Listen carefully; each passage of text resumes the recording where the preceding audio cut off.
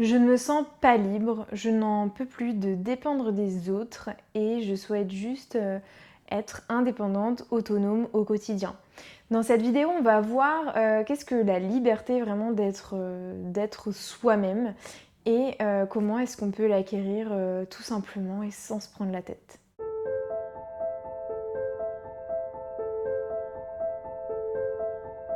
Bonjour à tous, j'espère que ça va bien. On est dans le 25e jour de notre challenge. Le mois tire bientôt à sa fin. On arrive vraiment à bout des sujets par rapport à l'estime de soi, bien qu'on pourrait en parler des années et des années tellement c'est vaste. Mais j'espère que vous avez pu en tout cas simplement prendre des infos qui vous ont aidé à cheminer un petit peu et peut-être à avoir des progrès dans votre vie. À ce moment-là, je vous invite vraiment à me mettre en commentaire, si vous nous rejoignez, quels ont été les progrès qui vous ont permis de vous sentir mieux et quelle est la vidéo surtout qui vous a le plus marqué. Je serais ravie d'échanger avec vous et de voir un petit peu, d'avoir vos retours tout simplement. C'est toujours gratifiant de pouvoir avoir un retour par rapport à des vidéos qu'on fait avec plaisir, mais voilà, pour surtout vous aider et vous permettre de cheminer comme moi j'ai pu cheminer et je chemine d'ailleurs encore parce qu'on n'est jamais arrivé au bout de ça. Bref, aujourd'hui on va parler notamment de la liberté parce que en fait on parle beaucoup de liberté en ce moment et surtout on peut se demander qu'est-ce que vraiment la liberté et comment est-ce que je peux justement acquérir cette liberté-là. L'idée, c'est de se dire qu'on est libre de faire ce qu'on veut quand on veut et de dire ce qu'on veut quand on veut.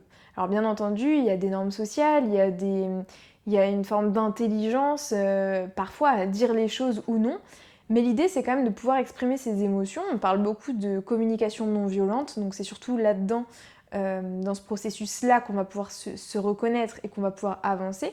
C'est surtout de se dire, voilà, quelles émotions en fait j'ai à l'intérieur de moi et que je ne me suis pas encore offert la liberté d'exprimer, de lâcher en fait tout simplement et de sortir de mon corps. Parce que on le sait, tout ce qui nous perturbe, tout ce qui a été problématique pour nous, est vraiment un souci.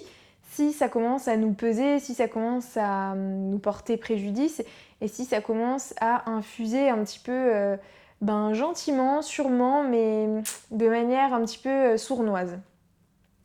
La liberté, c'est déjà s'offrir voilà, ce luxe d'exprimer ses émotions et de ne pas les garder comme un sacrifice par peur de telle ou telle chose.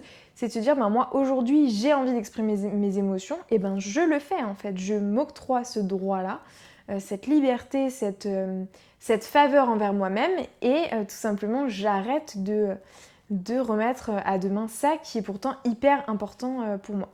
La liberté, ça va être aussi de se dire, j'ai une envie, j'ai un besoin vital, puisque hier on parlait des besoins vitaux.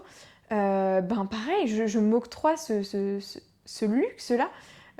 J'ai envie de passer une soirée tranquille chez moi, alors que j'avais peut-être autre chose de prévu. Je m'octroie le luxe, au bout d'un moment, de suivre mes envies, de suivre mes besoins. Et que ça déplaise ou non, en fait c'est comme ça et j'en ai besoin. Donc si je ne le fais pas, finalement peut-être que je vais me sacrifier. Après, c'est toute une question d'engagement. Mais en fait, pour se sentir libre, l'idée, c'est vraiment d'écarter tout ce qui est obligation. Donc, ce qui nous fait plaisir, ce qui nous permet d'être heureux, ce qui nous permet d'être en joie, ok, on y va, on le fait, il n'y a pas de problème. Mais tout ce qui, justement, va nous coûter, on va se dire non, mais il faut que je le fasse parce que je me suis engagée. Non, mais il faut que je le fasse parce que voilà, sinon, ça veut dire que je suis pas une bonne amie, ou que je suis pas une bonne sœur, ou que je suis pas une bonne fille, ou que je suis pas une bonne conjointe, ou peu importe. Je veux dire, les personnes qui vous connaissent savent que si vous avez besoin d'un moment tranquille, c'est pas contre elles. Et le but du développement personnel et de la psychologie, etc., c'est aussi de se dire qu'à un moment donné, on a le droit en fait de changer d'avis. C'est pas pour autant qu'on est déloyal, qu'on est nul, qu'on est une mauvaise personne, etc. Donc ça, c'est vraiment ce que je voulais transmettre aujourd'hui par rapport à la liberté. Avoir de l'estime de soi, avoir une image de soi valorisante, c'est aussi se donner le droit en fait de sortir des clous parfois et de se dire en fait je me connais pas tant que ça finalement parce que là je pensais pas, mais j'ai besoin tout simplement de prendre ce temps pour moi, de me sentir bien. Voilà, donc la liberté, ça tient un petit peu à ça finalement, un petit peu beaucoup même.